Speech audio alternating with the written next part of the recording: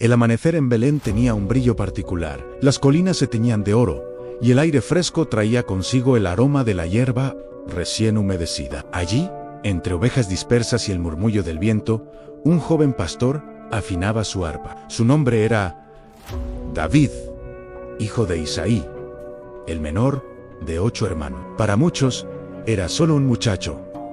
Para Dios, era un rey en formación. David pasaba horas en el campo. No era un lugar de soledad, sino de encuentro. Allí aprendió a escuchar la voz del cielo. Allí descubrió que la fuerza no siempre está en los músculos, sino en la confianza. Cuando un león o un oso atacaba el rebaño, él no retrocedía. Con una valentía que parecía desproporcionada para su edad, defendía lo que se le había confiado. Cada batalla en el campo era un entrenamiento silencioso para un destino que él aún no imaginaba. Un día, el profeta Samuel llegó a Belén.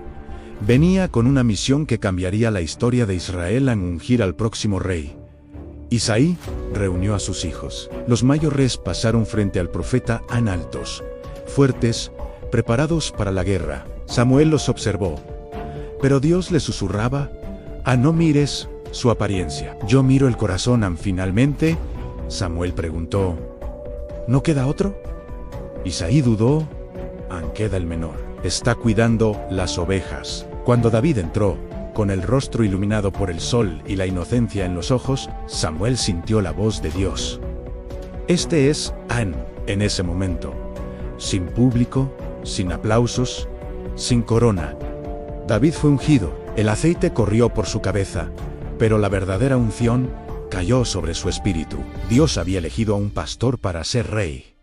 Tiempo después, Israel enfrentó a los filisteos. Entre ellos había un guerrero gigantesco llamado Goliat, cuya voz hacía temblar al ejército entero.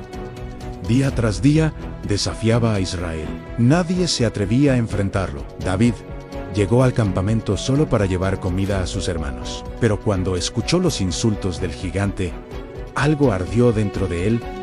No era orgullo. Era celo por el nombre de Dios. ¿Quién es este que desafía al Dios viviente?, preguntó Saúl. El rey lo miró con incredulidad cuando David pidió enfrentarlo. Eres solo un muchacho, le dijo. Pero David respondió con una seguridad que no venía de la experiencia militar, sino de la experiencia espiritual. Dios me libró del león y del oso. Él me librará de este gigante. Con una honda, 5 piedras lisas y una fe inquebrantable, David se acercó al campo de batalla. Goliat se burló. David no retrocedió. Tú vienes a mí con espada y lanza, declaró. Pero yo vengo a ti en el nombre del Señor. La piedra voló, el gigante cayó. Ese día, un pastor derrotó a un guerrero, no por fuerza, sino por confianza. La victoria de David se extendió por toda la nación. Las mujeres cantaban: Saúl mató a 1000, pero David a 10,000. Lo que para el pueblo era celebración, para Saúl fue una herida. Los celos comenzaron a consumirlo. Su corazón se oscureció, y la envidia se convirtió en persecución. David, que había sido llamado para tocar el arpa y traer paz al rey, ahora debía huir de él. Pasó noches en cuevas, días escondido en montes y desiertos. Sus amigos eran pocos, sus enemigos muchos. Pero en esa etapa de persecución, David escribió algunos de los salmos más profundos. El Señor es mi luz y mi salvación. ¿De quién temeré? En paz me acostaré y asimismo dormiré. Porque solo tú, Señor, me haces vivir confiado. La cueva se convirtió en su escuela. El desierto en su altar. David aprendió que antes de reinar sobre un pueblo, debía aprender a reinar sobre sus emociones. En varias ocasiones, David tuvo la oportunidad de matar a Saúl en una vez, incluso lo encontró dormido en una cueva. Sus hombres le dijeron: Dios te lo ha entregado, mátalo. Pero David respondió: no tocaré al ungido de Dios. Cortó solo un pedazo del manto del rey y luego lo llamó desde lejos: pude matarte, pero no lo hice. Saúl lloró.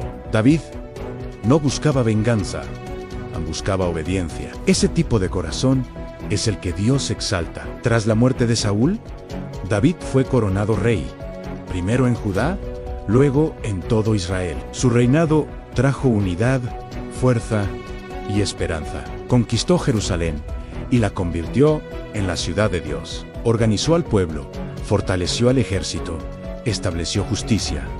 Pero lo más importante, An restauró la adoración. David no era solo un guerrero. An era un adorador. Escribió canciones, levantó músicos, estableció turnos de alabanza. Para él, gobernar no era solo administrar, era honrar a Dios en el momento de mayor prosperidad. David cometió un pecado que marcaría su vida. Vio a Betsabé, la deseó, la tomó y luego intentó ocultar su error. Fue un momento oscuro. El profeta Natán lo confrontó con valentía. An, tú eres ese hombre. David no se justificó, no culpó a nadie. An no huyó. An se quebró. Crea en mí, oh Dios, un corazón limpio. An, su arrepentimiento fue tan profundo que Dios lo restauró, aunque las consecuencias fueron dolorosas. Ese episodio mostró que incluso los grandes caen, pero los que aman a Dios se levantan. En su vejez, David no solo pensó en su pasado, sino en su futuro. Preparó materiales para el templo que su hijo Salomón construiría. Le dio instrucciones, consejos, advertencias. Sé fuerte. Guarda los caminos del Señor.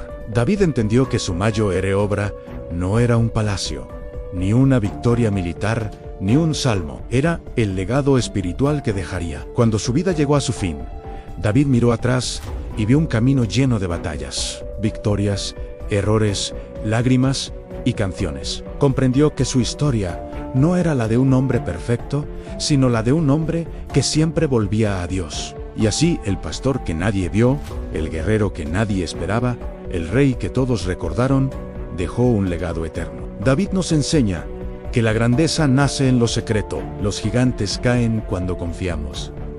La persecución forma el carácter. El arrepentimiento restaura. Y un corazón sincero puede cambiar la historia. Gracias por acompañarnos en este viaje. Si esta historia te ha inspirado, suscríbete para más contenido como este. Nos vemos en el próximo video.